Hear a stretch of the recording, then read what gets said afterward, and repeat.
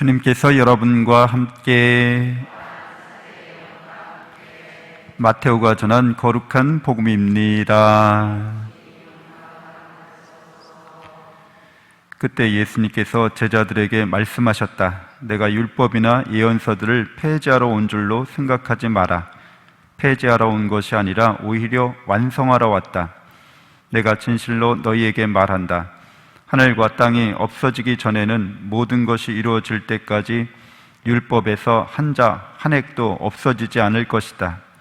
그러므로 이 계명들 가운데서 가장 작은 것 하나라도 어기고 또 사람들을 그렇게 가르치는 자는 하늘나라에서 가장 작은 자라고 불릴 것이다.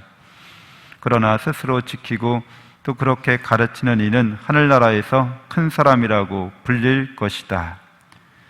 주님의 말씀입니다. 그리스도님 찬미합니다. 참 예수님, 하나님의 복동이 고맙습니다. 고맙습니다. 네, 마테오복음 21장부터 23장까지 함께 나누겠습니다. 예수님께서 예루살렘에 입성하십니다. 그래서 성전을 정화하시고 이제 가르치심을 펴시는데 가장 격렬하게 이제 예수 그리스도의 적대자들이 나타나는 거죠. 그래서 사두가이파, 바리사이파, 율법학자들, 헤로데 당원들 거기 똘똘 뭉쳐 있는 거죠. 서울이잖아요. 수도고, 한 나라의 수도고 거기에 중심이 되는 성전, 거기에는 이제 기득권 세력이 있는 거죠. 권력화된 사람들. 그러니까 현재 이 상태에서 가장 이득을 많이 보는 사람들이 모여 있는 곳입니다. 그러니까 예수님이 무슨 말 한마디만 하면 파란을 일으키는 거죠. 왜냐하면 자신들의 기득권에 저해가 될까봐, 장애가 될까봐 아주 신경이 곤두서 있는 거잖아요. 예수님이 이제 예루살렘에 들어가셔서 어떤 고난을 당하실지가 그림이 그려질 수밖에 없어요. 그래서 성전을 정화하실 때 거기에 장사하는 사람들을 다 내쫓으시는데 장사 허가권, 거기서 무슨 환전상이든지 동물을 이렇게 사고 팔든지 이 허가권이 어디 가 있어요? 사두가이파한테 가 있잖아요. 그러니까 그 허가권을 그냥 주겠어요? 그렇죠. 돈을 받고 허가권을 내주는 거니까 지속적으로 상납이 이루어지는 거니까 그거를 건든다는 거는 밥줄을 흔드는 거잖아요, 이 사람. 그러니까 굉장히 예민하죠. 우리나라도 그렇지만 어느 집단이나 어느 기관이나 밥줄을 흔드는 거는 그거는 죽일 일입니다. 그러니까 똑같은 일이 일어나는 거예요. 헤로데 당원들이나 이 사두가이파들은 현실 안에서도 기득권층이어서 이 사람들은 이 체제가 계속 유지되기를 바랍니다. 로마 제국의 식민지였잖아요, 다. 그러니까 로마 제국하고 잘 지내는 게 좋다는 거죠.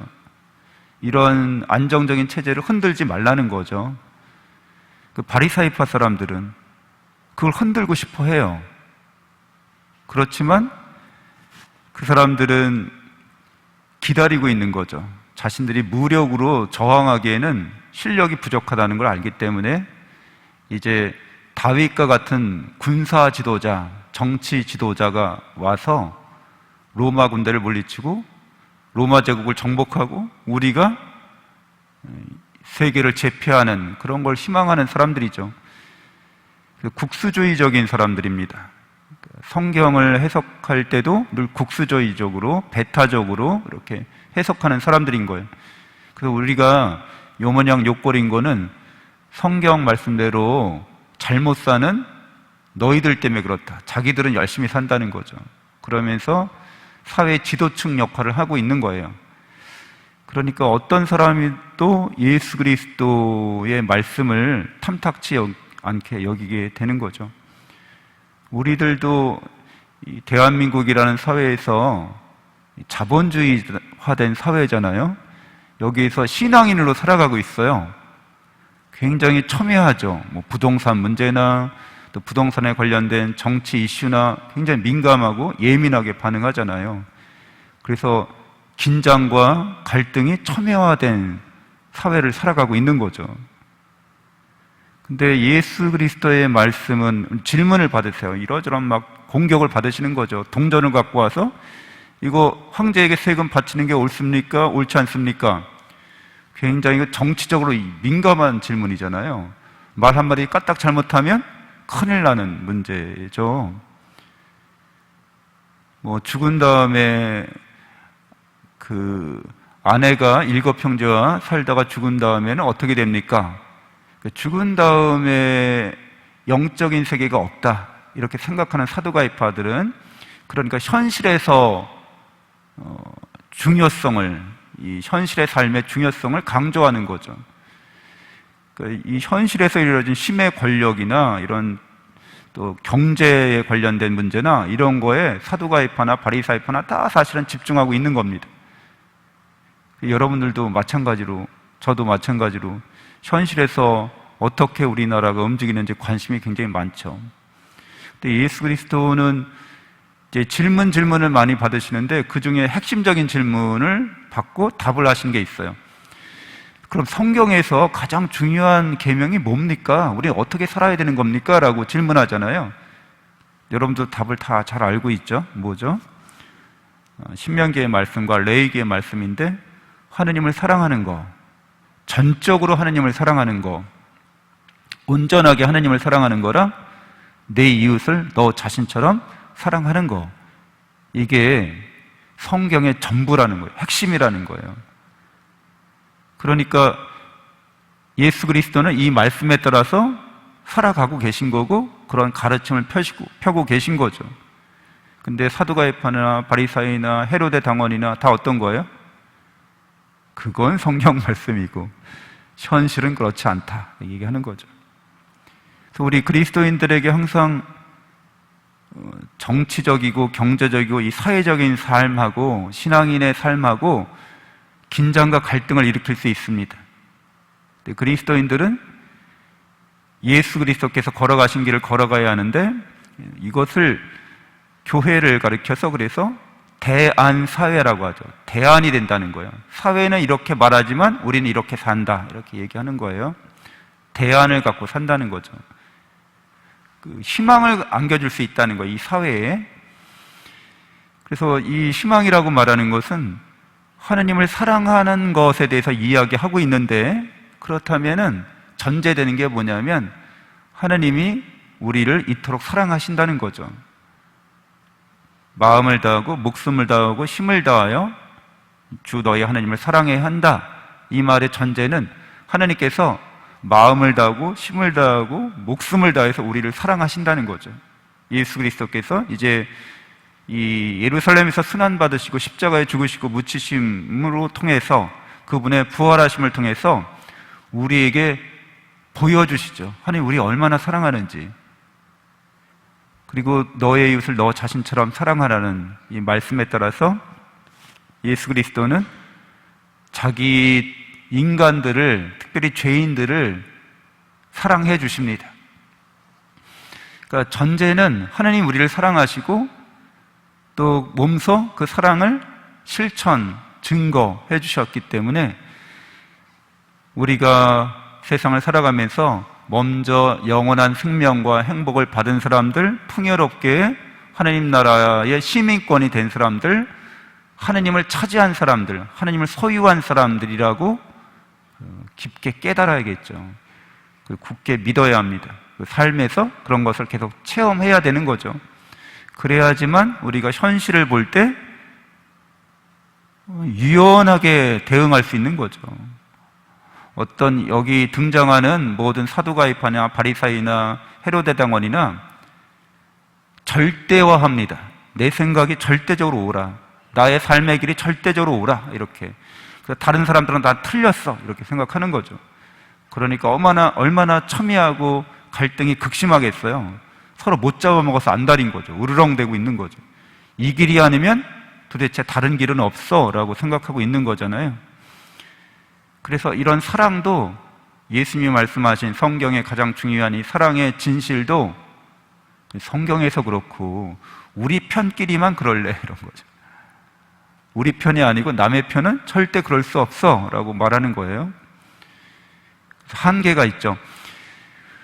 우리가 실제로 하느님의 사랑을 깨닫고 믿고 그래서 이미 내가 영원한 생명과 행복을 얻은 사람이라는 이런 확신이 없이는 조그만 거 하나도 양보하기 힘들어요. 조그만 거 하나도 내 생각을 이렇게 접기가 굉장히 어렵습니다. 본질적인 것은 양보할 수 없죠. 핵심은 양보할 수 없습니다. 뭐예요? 하나님이 우리 사랑하신다는 게 본질적인 진리죠. 양보할 수 없는 핵심적인 그런 진실입니다. 그러나 이렇게 생각할 수도 있고 저렇게 생각할 수도 있죠. 어떤 사람들이 세상에 사는 것들에 대해서 절대적인 신념을 갖지 않습니다. 그것이 뭐 정치 이념이든 경제 이론이든 절대적으로 옳은 건 없어요. 이 세상에 아무것도 없습니다. 하느님의 사랑만이 절대적인 거죠. 그래서 충분히 상대방을 인정하고 대화하면서 우리가 원하고 바라는 것은 우리가 모두 다 함께 절대적인 사랑의 진리로 함께 나가는 거죠. 나머지는 부수적이라는 거예요. 경제적으로 좀 손해볼 수도 있습니다. 살다 보면. 정치적으로 좀 우리가 피해를 볼 수도 있습니다. 세상 만사라는 게 역사를 보면 다 그런 일들 투성이잖아요. 그렇죠? 흥망성쇠가 계속 이렇게 되는 거잖아요. 우리가 원하고 바라는 거는 우리 다 함께 영원한 진리의 세계로 나가는 거죠. 하나님의 사랑을 깨닫고 믿고 하나님의 사랑의 공동체를 이루어가는 거죠. 하나님의 나라인 거잖아요. 이 세상의 나라들은 영원하지 않습니다. 근데 이게 우리가 믿고 있는 진리고 진실인데 이 길로 가는 게 보통 어려운 게 아니에요. 이 사두가이파 이 헤로데 당원들 다들 힘들어하고 어려워하죠. 왜? 이게 너무 진짜 같으니까. 여러분, 이렇게 현실 세계가 너무 리얼하다는 거예요. 그리고 사후 세계는, 또 영원한 세계는 너무 멀리 있는 것 같고 막연해 보이는 거죠. 그래서 어려운 거예요. 하나님께서 정말 이 세상을 잘 만드신 거죠.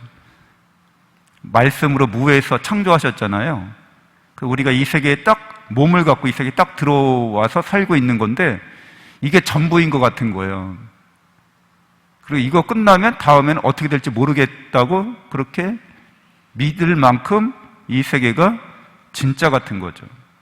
근데 우리는 다 알고 있습니다. 그러면서도 영원하지 않다는 것을, 무상하다는 것을, 실체가 없다는 것을, 다 꿈결 같다는 거를 다 알고 있다는 거예요. 그렇기 때문에 사랑으로 우리가 어떤 과감한 결단을 하고 그 사랑에 우리를 투신하고 헌신하는 것은 매우 훌륭한 일입니다. 그거는 깨달은 사람들이, 사랑의 진리를 깨달은 사람들이 보여주는 길인 거죠. 그래서 그런 사람들이 많아지면 많아질수록 우리 사회가 더 하나님 나라에 가까이 가겠죠. 너무 현실적인 것을 절대화하고, 그래서 배타적이고 독선적이고 이런 사람들에게는 하나님 나라가 멀리 있습니다. 하나님 나라를 구경도 못한 사람들이죠. 여러분들은 다 구경은 하셨죠? 하나님 나라에 가까이 오셨잖아요. 다들 구경도 하시고, 이렇게 살아야 되는구나. 여러분들이 세상 안에서 갈라져서 갈등을 일으키는 사람들에게 구원의, 예수 그리스도께서 가르쳐 주신 구원의 진리를 함께 걸어갈 수 있도록 이렇게 초대하고 복음을 전하고 증거하는 우리가 되어야겠습니다. 잠시 눈을 감고 묵상하겠습니다.